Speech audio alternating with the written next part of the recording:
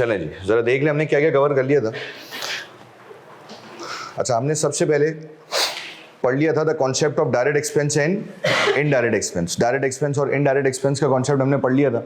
उसके बाद हम आगे बढ़े थे towards the concept of classification of cost. अच्छा, क्लासिफिकेशन ऑफ कॉस्ट में हमने कितनी बातें पढ़ी थी? 4 बातें पढ़ी थी।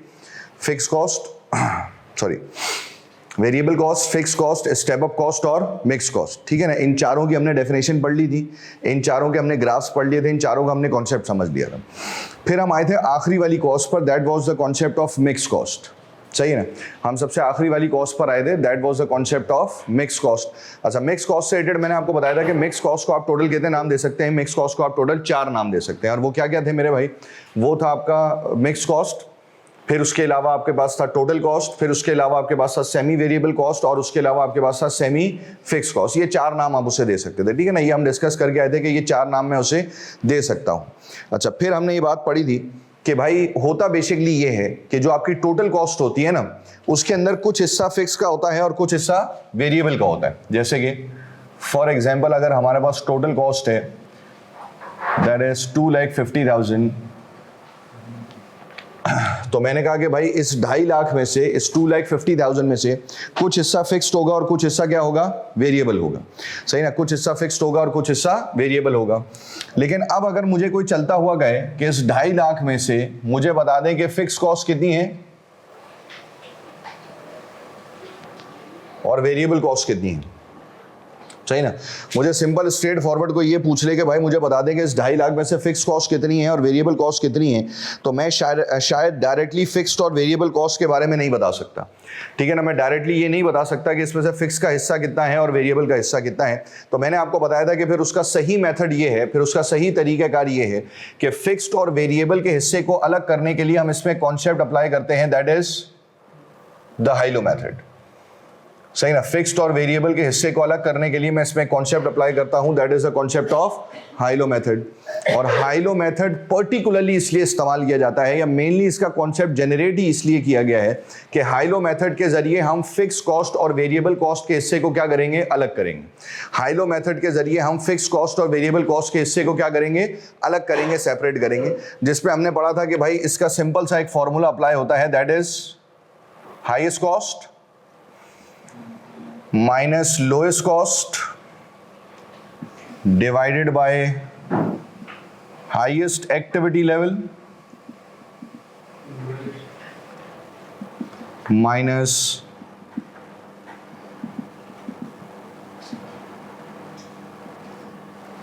Lowest activity level.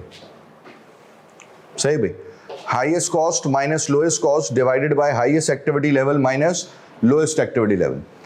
ठीक है, हम इस फॉर्मूले को इस्तेमाल करेंगे और इस फॉर्मूले के जरिए हमें क्या मदद मिलती है मेरे भाई? इस फॉर्मूले के जरिए हमें ये मदद मिलती है कि हम टोटल कॉस्ट में से फिक्स कॉस्ट और वेरिएबल कॉस्ट के हिस्से को अलग करने में क्या रहेंगे? कामयाब रहेंगे। ये एक बेसिक लॉजिक जो है ना वो यूज की जाती है। तो मैंने आपको सबसे पहली चीज तो ये समझाई थी कि भाई पहला काम तो आप बिस्मिल्लाह पढ़े और हाइलो मेथड का ना फॉर्मूला याद कर लें। ठीक है ना, दूसरी चीज मैंने आपको बताई थी कि हाइलो मेथड का कॉन्सेप्ट याद कर लें बाय डिफॉल्ट, क्योंकि इसका कॉन्सेप्ट बाय डिफॉल्ट क्या रहेगा? सेम रहेगा, उसमें कोई चेंज नहीं आएगा। और उसका कॉन्सेप्ट क्या था? हाइलो मेथड का कॉन्सेप्ट ये था कि भाई हाइलो मेथड को हम पर्टिकुलरली यूज करते हैं जब मुझे टोटल कॉस्ट में से फिक्स्ड और वेरिएबल के हिस्से को अलग करना होता है। जब मुझे टोटल कॉस्ट में से फिक्स्ड और वेरिएबल के हिस्से को क्या करना होगा? अलग करना होगा। तो मैं हाइलो मेथड का इस्तेमाल करूंगा, जिसके लिए मैंने आपको बता दिया था कि फॉर्मूला लगेगा highest cost minus cost divided by highest activity level minus lowest activity level. Simple सा फॉर्मूला अप्लाई होकर आंसर कैलकुलेट हो रहा होगा। अच्छा जी, इससे रिलेटेड हमने एक सवाल लास्ट क्लास में कर लिया था। ठीक है, ऐसे ही है। और वो एक सवाल मैंने आपको पूरा एक्सप्लेन कर दिया था, समझाया था कि किस तरीके से कैलकुलेशन होगी और क्या करना होगा। एक सवाल मैं और बोर्ड पे लिख रहा हूं, जरा कॉपी कर लें, फिर हम समझ लेते हैं। चले जी, क्या पढ़ा हो समझा था? क्या उठाएंगे डेटा में से? हाईएस्ट एक्टिविटी लेवल और लोएस्ट एक्टिविटी लेवल। ऐसे ही है ना भाई, हम डेटा में से क्या उठाएंगे? हम डेटा में से उठाएंगे हाईएस्ट एक्टिविटी लेवल और लोएस्ट एक्टिविटी लेवल। तो मैंने कहा था कि देखिए आपको फॉर्मूले में टोटल कितनी चीजें चाहिए? आपको फॉर्मूले में टोटल चाहिए 4 चीजें। क्या क्या चाहिए? Highest cost, lowest cost 2, highest activity level, lowest activity level 2, यानी कि टोटल चाहिए 4 चीजें। लेकिन फिर मैंने आपको सवाल में समझाया था कि we will start with the denominator. हम डेटा सेलेक्ट करना शुरू करेंगे कहां से मेरे भाई? हम डेटा सेलेक्ट करना शुरू करेंगे डिनोमिनेटर से। तो जब मैं डिनोमिनेटर में से डेटा सेलेक्ट करना शुरू करूंगा तो मैंने कहा जी डिनोमिनेटर में डेटा सेलेक्ट होगा हाईएस्ट एक्टिविटी लेवल और लोएस्ट एक्टिविटी लेवल, सबसे ज्यादा यूनिट, सबसे कम यूनिट्स। तो मुझे बताओ सबसे ज्यादा यूनिट्स कितने? सबसे ज्यादा यूनिट्स 60,000 और सबसे कम यूनिट्स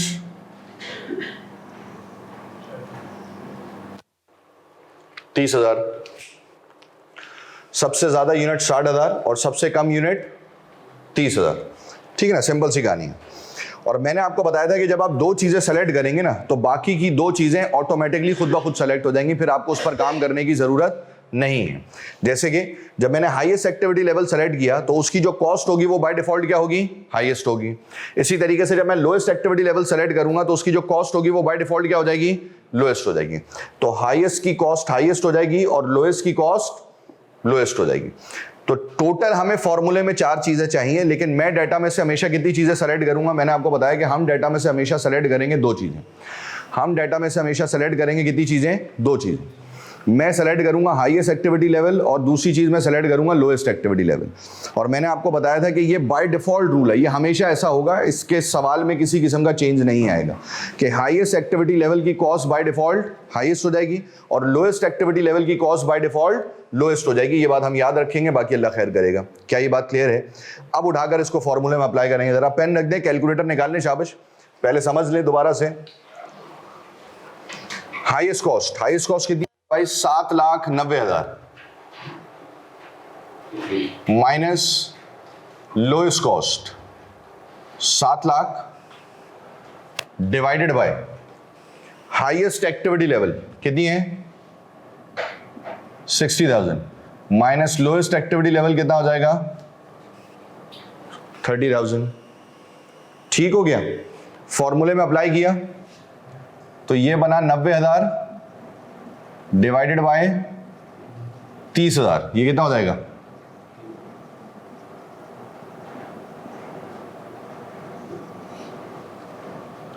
$3 पर यूनिट। ठीक है ना, ये अमाउंट क्या बनेगी? $3 पर यूनिट। और मैंने आपको एक कहानी समझाई थी, मैंने कहा था ये जो अमाउंट कैलकुलेट हुई है ना, this amount will be considered as your variable cost per unit. सही ना, ये जो अमाउंट कैलकुलेट हुई है that amount will be considered as your variable cost per unit. ये 1 यूनिट की वेरिएबल कॉस्ट है कि अगर तुम 1 यूनिट बनाओगे तो 1 यूनिट बनाने में कितने पैसे लगेंगे मेरे भाई? 3 रुपए लगेंगे। सही ना, जब तुम 1 यूनिट बनाओगे तो 1 यूनिट बनाने में तुम्हारे कितने पैसे लगेंगे? 1 यूनिट बनाने में तुम्हारे 3 रुपए लगेंगे। और फिर मैंने कहा था कि देखो जब हमें ये पता चल जाए ना कि 1 यूनिट बनाने का खर्चा कितना है तो फिर हमारी जिंदगी इस पॉइंट ऑफ व्यू से आसान हो जाती है कि फिर हमने जितने भी यूनिट्स बनाने होंगे ना, हमें उन तमाम यूनिट्स बनाने के खर्चा पता होगा। फिर हमने जितने भी यूनिट्स बनाने होंगे फिर हमें उन तमाम यूनिट्स के बनाने का क्या पता होगा? खर्चा पता होगा। अगर 1 यूनिट 3 रुपए में बन रहा है तो ऑब्वियस सी बात है कि 2 यूनिट कितने में बन रहे होंगे? 6 रुपए में। भाई 3 यूनिट कितने में बन रहे होंगे? 9 रुपए में। और ये स्टोरी फिर इसी तरीके से आगे क्या होती रहेगी? चलती चली जाएगी, कंटिन्यू रहेगी। तो इस चीज को आप जहन में रखें कि अगर हमने 1 यूनिट की वेरिएबल कॉस्ट निकाल ली है तो फिर आने वाले तमाम यूनिट्स की वेरिएबल कॉस्ट कैलकुलेट करना कंपैरेटिवली हमारे लिए क्या हो जाएगा मेरे भाई? आसान हो जाता है, सिंप्लीफाई हो जाता है, हमें इतना मसला नहीं होगा। क्या ये बात क्लियर है यहां तक? अच्छा जी, फिर इक्वेशन क्या थी? मैंने कहा जी इक्वेशन है total cost is equals to fix cost plus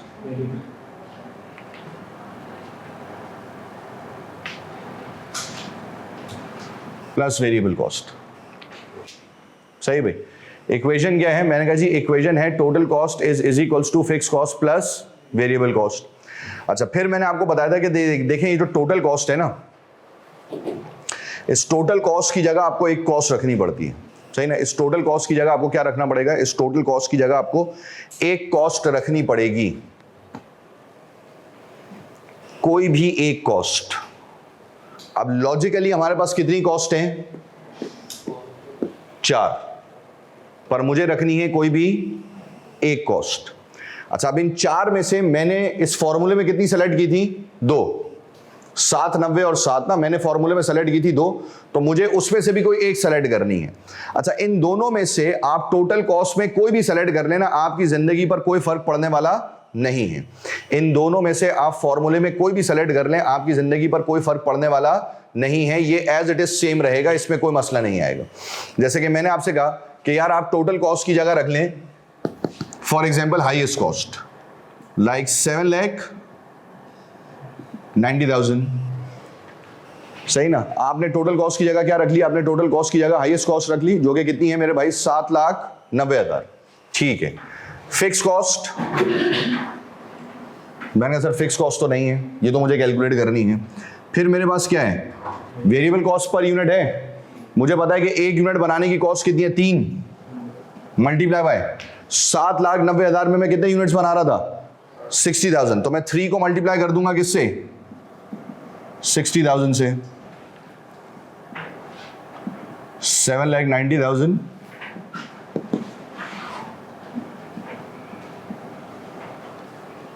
और ये हो गया 1,80,000, सही है।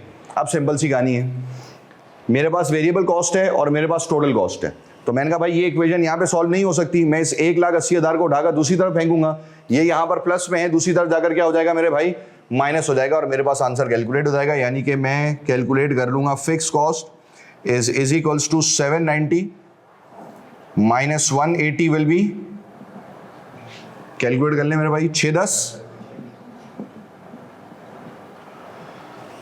तो मैंने कहा भाई फिक्स कॉस्ट आ जाएगी कितने की 6,10,000 की, सही ना। फिक्स कॉस्ट आ जाएगी कितने की 6,10,000 की, एक सिचुएशन। दूसरी सिचुएशन, मैंने कहा यार अगर तुम इक्वेशन लिखते हैं ना total cost is equals to fix cost plus variable cost, और तुम टोटल कॉस्ट में रखते लोएस्ट कॉस्ट, यानी कि तुम रखते 7 लाख, पहले हमने कितनी रखी थी 7,90,000, अगर मैं उस 7,90,000 की जगह 7 लाख भी रखता तो मेरे हिसाब से जिंदगी में कोई फर्क पड़ने वाला नहीं था, क्योंकि हम ये डेफिनेशन में पढ़कर आए होते हैं कि भाई fix cost will remain constant on all level of activities, सही ना। Fix cost will remain constant on all level of activities, fix cost तमाम लेवल ऑफ एक्टिविटीज पर बाय डिफॉल्ट क्या रहेगी मेरे भाई कांस्टेंट रहेगी, सेम रहेगी, उसकी जिंदगी पर कोई फर्क पड़ने वाला नहीं होगा। तो अगर मैं यहां 7 लाख भी रखता तो फिक्स कॉस्ट मुझे नहीं मालूम, plus variable cost per unit पता थी ना कितनी थी 3 इंटू नंबर ऑफ यूनिट्स कितने थे, मैंने कहा जी ये थे 30,000, तो टोटल कॉस्ट रही 7 लाख,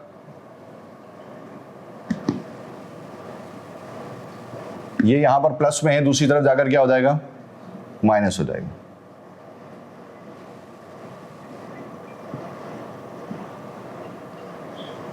और ये अमाउंट रहेगी 6,10,000। अब जरा एक दो चीजें सुनेंगे फिर कॉपी कर लीजिएगा। देखिए ये बात तो हम पढ़कर आए ना कि fix cost will remain constant on all level of activities, इसका मतलब ये है कि आप टोटल कॉस्ट की जगह हाईएस्ट कॉस्ट रखें या लोएस्ट कॉस्ट रखें, दोनों में आपका आंसर क्या आएगा फिक्स कॉस्ट का सेम आएगा, कांस्टेंट आएगा। अच्छा ये बात मैंने आपको दोनों से साबित करके दिखा दी, हाईएस्ट कॉस्ट से भी फिक्स कॉस्ट निकाल के दिखा दी, लोएस्ट कॉस्ट से भी मैंने आपको फिक्स कॉस्ट निकाल कर दिखा दी। अच्छा एक बात तो आपने ये समझ ली, दूसरी बात आप ये भी समझे जो मेन समझने वाली बात है कि पेपर में आपको दोनों से तो कैलकुलेट नहीं करना ना, देखिए ना मैनुअल पेपर तो है नहीं कि एग्जामिनर आपसे कहेगा कि जी प्रूफ्ड और आप दोनों से कैलकुलेट करके बताएंगे हेंस प्रूफ्ड। सीबी पेपर है मेरे भाई, आंसर बेस्ड है। हाई लो मेथड का सवाल आएगा, या तो वेरिएबल कॉस्ट पर यूनिट मांगेगा या फिर फिक्स कॉस्ट मांगेगा। अगर वेरिएबल कॉस्ट पर यूनिट मांगेगा तो आंसर हो जाता है $3 पर यूनिट, और अगर फिक्स कॉस्ट पर यूनिट मांगेगा, अगर फिक्स कॉस्ट मांगेगा तो आंसर है 6,10,000। अब उसकी जिंदगी पर कोई फर्क नहीं पड़ता कि तुमने ये 6,10,000 कैसे कैलकुलेट किए, उसकी जिंदगी पर कोई फर्क नहीं पड़ता कि ये 6,10,000 कैलकुलेट करने के लिए तुमने टोटल कॉस्ट में हाईएस्ट कॉस्ट रखी है या फिर लोएस्ट कॉस्ट रखी है, उसकी जिंदगी पर कोई फर्क पड़ने वाला नहीं। तुमने कोई एक कॉस्ट रखनी है, ऑब्वियसली बात है you don't have the time in the paper कि आप दोनों कॉस्ट से कैलकुलेशन करें ना कि जी मैं हाईएस्ट कॉस्ट से भी करूंगा, मैं लोएस्ट कॉस्ट से भी करूंगा। ऑब्वियसली बात है कि ये तो मैंने यहां समझाने के लिए किया है कि भाई तुम दोनों में से जो भी कॉस्ट रखोगे उससे उसकी जिंदगी पे फर्क नहीं पड़ेगा। तुम जब फाइनल कैलकुलेशन कर रहे होगे, जब तुम अपने पास सवाल कर रहे होगे, तो तुमने कोई एक कॉस्ट रख के कैलकुलेशन करनी है। मैं हमेशा क्लास में कहता हूं कि देखो मैंने तुम्हें ये तो साबित कर दिया कि दोनों से आंसर सेम आएगा। बेहतर ऑप्शन ये है कि तुम बेस सेट करो हाईएस्ट कॉस्ट के ऊपर, सही ना। यानी कि आप जब भी क्लास में फिक्स कॉस्ट कैलकुलेट कर रहे हो तो वो कौन सी कॉस्ट पर हो मेरे भाई, वो हो हाईएस्ट कॉस्ट के ऊपर। अच्छा उसकी एक वजह है, उसकी एक लॉजिक है। और वो लॉजिक और वो वजह क्या है बेसिकली, देखिए मसला ये है कि आप अभी MA1 पढ़ रहे हैं ना, अब इसका अपर वर्जन आप MA2 पढ़ेंगे, फिर उससे आगे चलकर उसका अपर वर्जन आप F2 पढ़ेंगे, और हर अपर वर्जन के अंदर यही चीज़ें जो है ना वो उसका अपग्रेडेड वर्जन आएगा। अभी आप हाइलो मेथड पढ़ रहे हैं MA1 के अंदर, फिर आप यही हाइलो मेथड चल के MA2 में पढ़ेंगे, और फिर यही हाइलो मेथड अपग्रेड होकर आएगा F2 के अंदर। अच्छा, F2 के अंदर एक सर्टेन पॉइंट ऐसा आ जाता है इस हाई ग्रेडेड मतलब अपग्रेडेड वर्जन में, एक सर्टेन पॉइंट ऐसा आ जाता है जहां पर हमें मजबूरन फिक्स कॉस्ट निकालने के लिए टोटल कॉस्ट में हाईएस्ट कॉस्ट ही रखनी पड़ती है। हम मजबूर होते हैं कि हमने हाईएस्ट कॉस्ट ही रखनी है, हम लोएस्ट कॉस्ट से उस सवाल को सॉल्व नहीं कर पाएंगे। तो क्योंकि हमें वहां पर हाईएस्ट कॉस्ट ही रखनी पड़ती है ना, तो बेहतर ऑप्शन ये है कि आप डे 1 से बेस भी हाईएस्ट कॉस्ट की बनाकर चलें। आप डे 1 से अगर हाईएस्ट कॉस्ट की बेस बनाकर चलेंगे तो आपको आने वाले टाइम में चीजें आसान हो जाएंगी। अगर आपने अभी बेस सेट कर ली ना लोएस्ट कॉस्ट के ऊपर, अगर आपने अभी लोएस्ट कॉस्ट के ऊपर बेस सेट कर ली, तो जब आप F2 के पेपर में बैठे हुए होंगे और मैं F2 के पेपर में आपको कहूंगा यार अब आपने यूज करना है हाईएस्ट कॉस्ट, तो वहां पर फिर आपको अपने आप को मॉडिफाई करने में बड़ा मसला हो जाएगा, क्योंकि बेस लोएस्ट कॉस्ट के ऊपर सेट होगी तो वहां पर फिर मॉडिफिकेशन मुश्किल हो जाएगी। लेकिन अगर तुम आज के दिन से डे 1 से हाईएस्ट कॉस्ट के ऊपर बेस सेट करके चलोगे तो आने वाले टाइम के लिए तुम्हारे लिए चीजें क्या हो जाएंगी मेरे भाई, आसान हो जाएंगी, फिर तुम्हें ज्यादा प्रॉब्लम फेस नहीं करनी पड़ रही होगी इन फर्दर पेपर। तो इस वजह से मैं कहता हूं कि यार जब तुम फिक्स कॉस्ट निकाल रहे हो तो टोटल कॉस्ट में हमेशा कौन सी कॉस्ट रख दो, टोटल कॉस्ट में आप हमेशा हाईएस्ट कॉस्ट रख दो, और कुछ करने की जरूरत दरपेश नहीं होगी, ये बात हम याद रखेंगे। क्या ये बात क्लियर है यहां तक? कोई मसाइल, कोई सवाल है तो पूछ लें, नहीं तो छाप लें। अच्छा जी, देखिए सबसे पहली बात ये बात याद रखिए कि जब हम हाइलो मेथड का फॉर्मूला अप्लाई कर रहे हैं ना, और मेरे पास आंसर डेसिमल में आ रहा है, तो हम उसको राउंड ऑफ नहीं करेंगे, ठीक है ना। मतलब ऐसा ना हो कि आप उसको जज्बात में आगे राउंड ऑफ कर दें to the nearest whole number. हम 2 डेसिमल प्लेस की वर्किंग करेंगे मैक्सिमम, ठीक है ना। मतलब अगर तो फॉर एग्जांपल अगर एक ही डेसिमल प्लेस है 4.7, 4.8, 4.5, 3.5, तो वही आ जाएगा। 2 डेसिमल प्लेस है तो 2 लेंगे, लेकिन अगर 2 से ज़्यादा होंगे तो हम उसको मैक्सिमम कहाँ तक लेंगे मेरे भाई, 2 डेसिमल प्लेस तक की वर्किंग करेंगे, उससे आगे करने की ज़रूरत नहीं होगी। अच्छा, अगेन मुझे डाटा में से क्या उठाना था, मैंने कहा जी अगेन मुझे डाटा में से उठाना था हाईएस्ट एक्टिविटी लेवल और लोएस्ट एक्टिविटी लेवल, सबसे ज़्यादा यूनिट और सबसे कम यूनिट। सबसे ज़्यादा यूनिट इज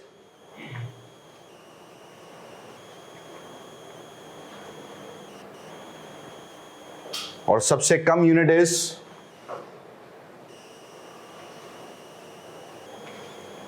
ऐसे ही ना भाई।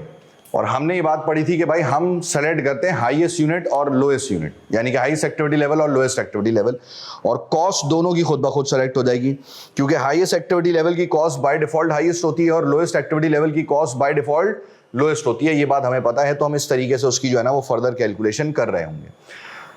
तो मैंने कहा मेरे भाई फॉर्मूला लग जाएगा highest cost 10,40,000 minus lowest cost 9 lakh divided by highest activity level 1 lakh minus lowest activity level 60,000, तो ये हो जाएगा 140 divided by 40 is 3.5 per unit. ठीक हो गया। फिर हमने ली total cost is equals to fix cost plus variable cost. तो मैंने आपको ये मशवरा दे दिया था अभी पिछले वाले सवाल में, मैंने आपको सुकून के साथ ये बात समझाई कि तुम टोटल कॉस्ट में दोनों में से जो भी कॉस्ट रखोगे ना, तुम्हारा फिक्स कॉस्ट का आंसर क्या रहेगा मेरे भाई, सेम रहेगा। But the better option is that कि तुम टोटल कॉस्ट में कौन सी वाली कॉस्ट रखो मेरे भाई, तुम टोटल कॉस्ट में रखो हाईएस्ट कॉस्ट, ठीक है ना। अच्छा, अब हाईएस्ट कॉस्ट कितनी थी, मैंने कहा जी हाईएस्ट कॉस्ट थी 10,40,000, तो ये हो गया 10,40,000 मेरा भाई। फिक्स कॉस्ट नहीं थी, variable cost is 3.5 into 1 lakh units, तो ये हो जाएगा 10,40,000 मल्टीप्लाई किया तो 3.5 लाख, 3,50,000। अब ये 3,50,000 यहां पर प्लस में है, दूसरी तरफ जाकर क्या हो जाएगा मेरे भाई, माइनस हो जाएगा। तो मैंने कहा जी fix cost will be 10,40,000 minus 350,000 will be 690। तो ये हो जाएगा 6,90,000। ठीक हो गया भाई। अच्छा जी, इस सवाल की बेसिकली कितनी रिक्वायरमेंट्स है मेरे भाई? इस सवाल की 2 रिक्वायरमेंट्स हैं। आपने निकालनी है फिक्स कॉस्ट और आपने निकालनी है टोटल कॉस्ट ऑफ 1,80,000 यूनिट्स। ठीक है ना, डेटा वही है। क्या क्या निकालना है? फिक्स कॉस्ट और 1,80,000 यूनिट्स की टोटल कॉस्ट। तो फिक्स कॉस्ट तो आती है ना हमें निकालने, जरा फिक्स कॉस्ट निकाल। पहला वाला पार्ट सॉल्व करें, फिर मैं बताता हूं पार्ट बी में क्या होगा। अच्छा जी, देखिए इस सवाल की बेसिकली 2 रिक्वायरमेंट है। एक तो मुझे फिक्स कॉस्ट कैलकुलेट करनी है और दूसरी मुझे क्या कैलकुलेट करनी है? Total cost of 1,80,000 units. 2 चीजें निकालनी थी मुझे। अच्छा, अब जरा बात समझ लेते हैं। सबसे पहले आगे अगेन हम फिक्स कॉस्ट के ऊपर, फिक्स कॉस्ट निकालने का तरीकाकार सेम रहेगा। हम उठाएंगे हाईएस्ट एक्टिविटी लेवल और उसकी कॉस्ट हो जाएगी हाईएस्ट, लोएस्ट एक्टिविटी लेवल और उसकी कॉस्ट हो जाएगी लोएस्ट, और इसे सबसे पहले हम फॉर्मूले में अप्लाई कर देंगे। तो मैंने कहा जी फॉर्मूला है highest cost 14 lakh minus lowest cost 12 lakh divided by highest activity level 140 minus lowest activity level 90। तो ये बनेगा कुछ ऐसे ही बनेगा। फाइनल आंसर इसका बनेगा $4 पर यूनिट। ठीक है, यानी कि एक यूनिट की जो वेरिएबल कॉस्ट है वो $4 है। उसके बाद फिर इसको इक्वेशन में अप्लाई कर देंगे। तो मैंने कहा जी total cost is equals to fix cost plus variable cost. Total cost पे हम रख देंगे highest cost, that is 1400,000, fix cost plus variable cost is 4 into 140, 14 lakh 560।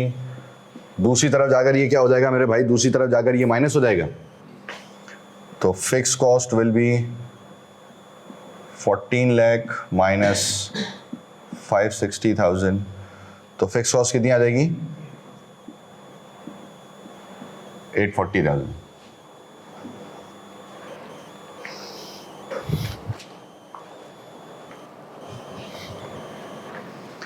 ठीक हो गया मेरे भाई, ये हो गया 840,000। अच्छा जी, अब आगे बढ़ गए। देखिए फिर दूसरी चीज मैंने लिखी है कि calculate the total cost of 180,000 units. अब सुनना मेरी बात और से। देखिए being a cost and management accountant ना, मैंने आपको बताया कि 2 तरीके, किसी भी ऑर्गेनाइजेशन में 2 तरीके के अकाउंटेंट होते हैं। एक होता है कॉस्ट एंड मैनेजमेंट अकाउंटेंट यानी कि हम, और एक दूसरा जो है ना वो फाइनेंशियल अकाउंटेंट होता है। अच्छा, हमारी कई सारे काम हैं, कई सारी रिस्पॉन्सिबिलिटीज हैं, लेकिन उन मेजर रिस्पॉन्सिबिलिटीज में से जो एक सबसे काम की रिस्पॉन्सिबिलिटी है ना, दैट इज बजटिंग। हमें क्या बनाने की जरूरत पड़ती है मेरे भाई? हमें बजट बनाने की जरूरत पड़ती है। सही ना? नॉर्मली हमारे जो मेजर एक्टिविटीज है ना उसमें से एक मेजर एक्टिविटी बजटिंग है कि हमने बजट बनाना है। अच्छा, अब व्हाट इज बजट? देखिए बजट के लफ्जी मायने हैं अ प्लान इन फिगर्स। अगर मैं बजट के लफ्जी मायने देखूं तो बजट के लफ्जी मायने हैं अ प्लान इन फिगर्स। अच्छा, what do we mean by a plan in figures? तो मैंने कहा जी अ प्लान इन फिगर्स का मतलब ये है कि हम पर्टिकुलरली, प्लान का मतलब ये हो गया कि आप फ्यूचर के बारे में सोच रहे हैं। अब फिगर्स का मतलब ये है कि आने वाले वक्त में क्या होगा, आने वाले वक्त में मैं कितने यूनिट्स बनाऊंगा, आने वाले वक्त में मैं कितने यूनिट्स बेचूंगा, आने वाले वक्त में हम कितना पैसा कमाएंगे, आने वाले वक्त में कितना खर्चा होगा। अब ये सारी चीज़ें मैं प्लान कर रहा हूँ। अब जब मैं ये सारी चीज़ें प्लान कर रहा हूं तो ये सारी प्लानिंग मेरे पास किस शक्ल में है मेरे भाई? ये सारी प्लानिंग मेरे पास फिगर्स की शक्ल में है, अमाउंट की शक्ल में। सही ना? ये सारी प्लानिंग आपके पास किस शक्ल में है? फिगर्स की शक्ल में है, अमाउंट की शक्ल में। ठीक है, तो ऑटोमेटिकली ये जितने भी आपके पास प्लान्स हैं, ये सारे के सारे प्लान्स आपके पास किस शक्ल में मौजूद हैं? फिगर्स की शक्ल में मौजूद हैं।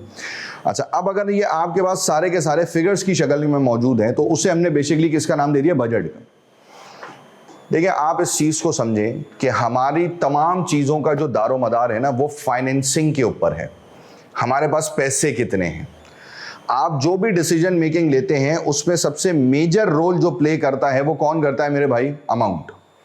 लेकिन आप एक चीज परचेज करने जा रहे हैं, एनीथिंग, आप घर परचेज करने जा रहे हैं, तो ये मैटर नहीं करता कि आपको घर कौन सा अच्छा लग रहा है।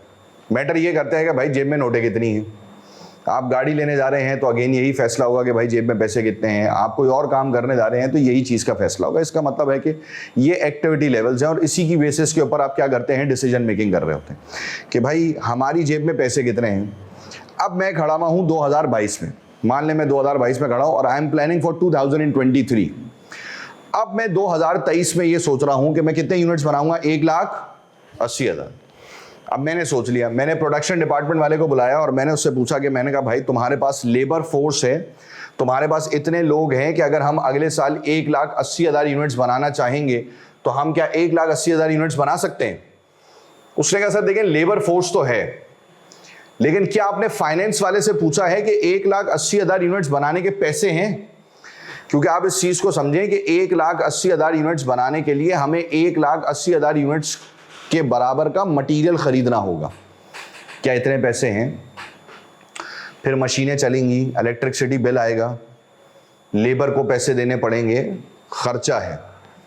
तो मुझसे ये पूछने से पहले बेहतर ऑप्शन ये है कि आप प्रोडक्शन डिपार्टमेंट वाले के पास जाएं और उसको बताएं कि यार हम ये यूनिट्स बनाने का सोच रहे हैं, और उसको ये कैलकुलेट करके बताएं कि इस 1,80,000 यूनिट्स बनाने का खर्चा कितना होगा। क्योंकि जब आप उसको जाकर कॉस्ट बताएंगे ना कि यार हमने अगले साल इतना खर्चा करना है, तो वो आपको बताएगा कि हमारे पास इस खर्चे की कैपेसिटी है या फिर नहीं है। सही ना? फिर वो आपको ये बताएगा कि आपके पास इस खर्चे की कैपेसिटी है या फिर नहीं है। तो ऑटोमेटिकली इस चीज को जहन में रखिएगा कि आपको इस बात का पता होना चाहिए कि यार खर्चा कितना आएगा, ताकि मैं फाइनेंस डिपार्टमेंट वाले से पहले से डिस्कस कर लूं कि यार ठीक है हम 1,80,000 यूनिट्स बनाने का सोच रहे हैं, लेकिन ये भी पॉसिबल है कि वो 1,80,000 यूनिट्स बनाना प्रैक्टिकली पॉसिबल ना हो।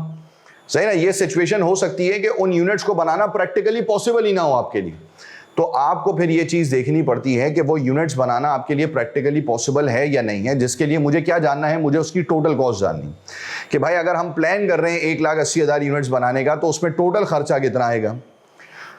तो मैंने कहा जी टोटल कॉस्ट कैलकुलेट करना तो कोई बड़ी बात ही नहीं है, क्योंकि टोटल कॉस्ट में तो वैसे भी सिर्फ दो चीजें होती हैं। क्या क्या? फिक्स कॉस्ट और वेरिएबल कॉस्ट।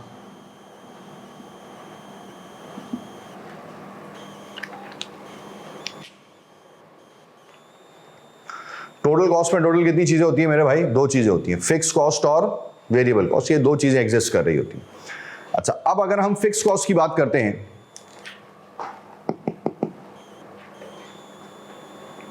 तो वो तो मुझे ऑलरेडी पता है कितनी है, 840। तो मैंने कहा जी फिक्स कॉस्ट तो एज इट इज आ जाएगी। अब आपने कहा सर 840 क्यों? मैंने कहा भाई fix cost will remain constant on all level of activity. भाई जो फिक्स कॉस्ट पिछले साल थी वही फिक्स कॉस्ट अगले साल होगी, ऑब्वियस सी बात है। तो मैंने कहा कि भाई इसमें तो कोई चेंज आएगा ही नहीं, क्योंकि हम ये डेफिनेशन पढ़कर आए हैं कि फिक्स कॉस्ट का लेवल ऑफ एक्टिविटी के साथ दूर दूर तक कोई ताल्लुक और कोई कंसर्न नहीं है। तो भाई जो फिक्स कॉस्ट पिछले साल थी वही फिक्स कॉस्ट अगले साल भी होगी, 8,40,000। फिर आए वेरिएबल कॉस्ट पर कि अगर मैं 1,80,000 यूनिट्स बनाने का सोच रहा हूं तो 1,80,000 यूनिट्स बनाने की वेरिएबल कॉस्ट कितनी होगी। तो क्या मुझे वेरिएबल कॉस्ट पता है? मुझे एक यूनिट की वेरिएबल कॉस्ट पता है।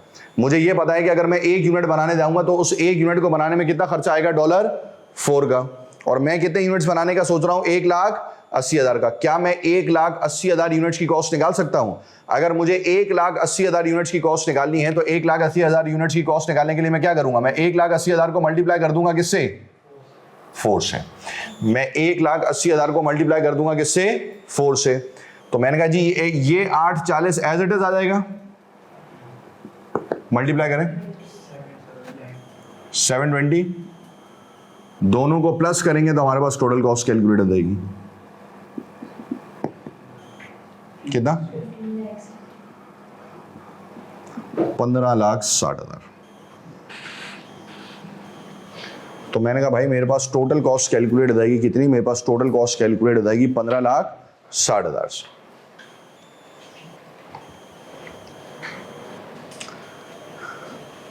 ठीक हो गया भाई। तो इस तरीके से फिर ये दोनों अमाउंट्स हमारे पास कैलकुलेट हो रही होंगी। कोई सवाल है तो पूछ ले, नहीं तो छाप लें। वो भाई सॉल्व। फिक्स कॉस्ट कितनी आई,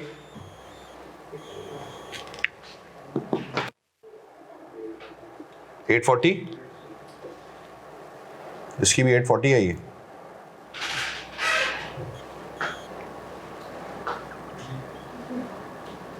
840 आ रही है,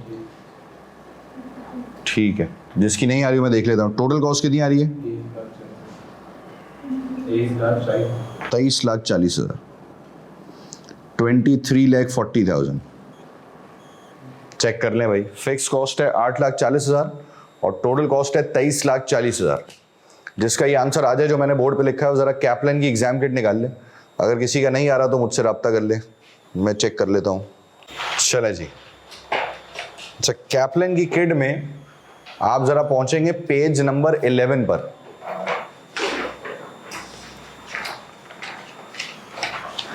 कैप्लन की किट पेज नंबर 11, एक पीछे दे दो।